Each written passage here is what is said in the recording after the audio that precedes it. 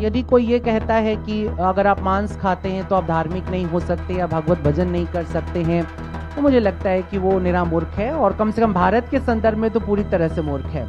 रामकृष्ण परमहंस जो परम संत रहे उस पर तो कोई क्वेश्चन नहीं है, वो मांसाहारी थे। विवेकानंद मांसाहारी थे।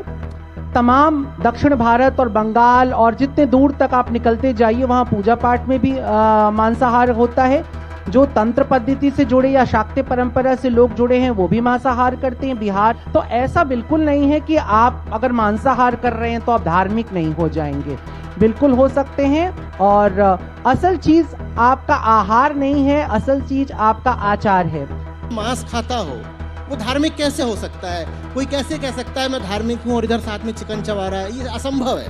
रामकृष्ण अगर आज होते और कोई उन्हें जाकर बताता कि ये जो तुम मछली खा रहे हो इससे तो पर्यावरण की बहुत हानि हो रही है, तो रामकृष्ण में इतनी महानता निश्चित रूप से थी कि वो एकदम मान जाते कि हाँ मछली खाना ठीक नहीं है, वो छोड़ देते।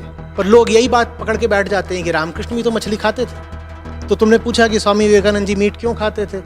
इसलिए खाते थे क्योंकि इंसान थे और हर इंसान में कमियां हो सकती हैं। इतना हक ऊंचे से ऊंचे आदमी को दिया करो कि उसमें कुछ कमियां हो सकती हैं, कुछ कमजोरियां हो सकती हैं, लेकिन वो कमियां और कमजोरियां सीखने की चीज़ नहीं है। क्यों भूलते हो कि वो बंगाली थे और तुम बंगाली घर में पैदा हुए हो, वही तुम्हारा परिवेश है। तुम माछ से मच्छी से बच कैसे जाओगे? ऐसे तुम निजी जीवन में घुसोगे तो तुम किसी भी ज्ञानी संत ऋषि के जीवन में जाओगे, वहां तुम्हें कुछ ना कुछ खोट मिल ही जाएगी।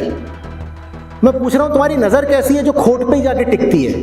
हर संत का अतीत होता है और इसमें कोई बुरा मानने वाली बात नहीं है, इसमें कोई अफसोस करने वाली बात या चौंकने वाली बात भी नहीं है। 10 तरीके हैं जिनमें उनकी महानता परिलक्षित होती है। उनकी महानता को नहीं देखना चाहते, जहां तुम्हें दोष दिख गया वही पकड़ लेते हो। लेकिन नहीं, खोट ढूंढने वाले सिर्फ खोट ही ढूंढेंगे।